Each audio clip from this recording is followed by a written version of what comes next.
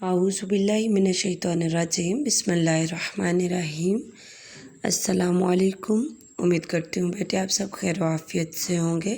جی، القرآن کا جیسے میں نے پہلے بھی آپ کو بتایا گزشتہ لیکچر میں کہ ہمارا یہ آن لائن کلاسز میں اس دفعہ القرآن بھی جائے گا، اور القرآن کا میں آپ کو اردو کی کلاس میں اس کی ڈائری بھیجا کروں گی، اور آپ سب روز اس کا بھی کام کیا کریں گے۔ پہلے القرآن آن لائن نہیں جا رہا تھا، اب جائے گا۔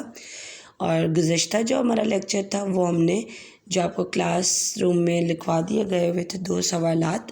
سورۃ الزمر ہم پڑھ رہے ہیں، سورۃ الزمر جو قرآن پاک کے 23ویں پارے کی صورت ہے، سورۃ الزمر۔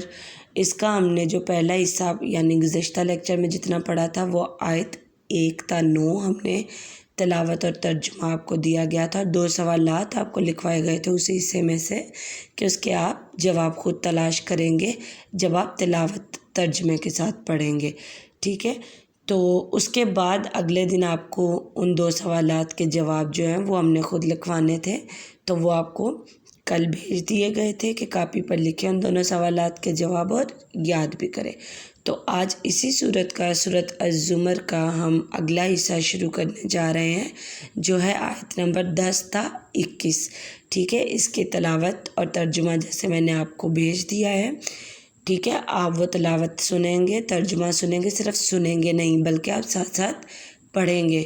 تو آپ آج آیت سورۃ الزمر کی آیت نمبر 10 تا 21 جو ہے اس کی تلاوت کریں گے، تلاوت کے ساتھ آپ اس کا ترجمہ بھی پڑھیں گے، ٹھیک ہے۔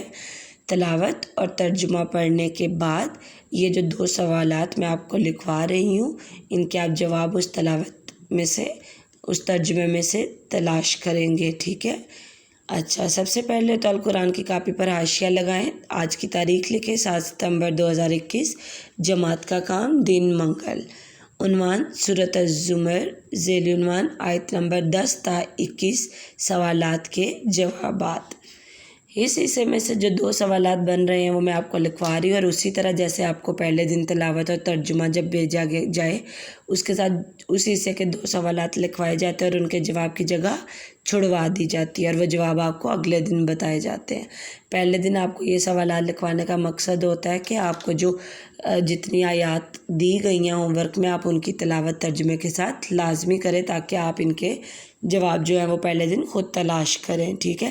لیکن آپ ان کے جواب جو ہے جماعت کی کاپی اس پر نہیں لکھیں گے، بلکہ آپ اپنی کسی رف رجسٹر یا کاپی پر وہ جواب لکھیں گے جو خود سے تلاش کریں گے، ٹھیک ہے۔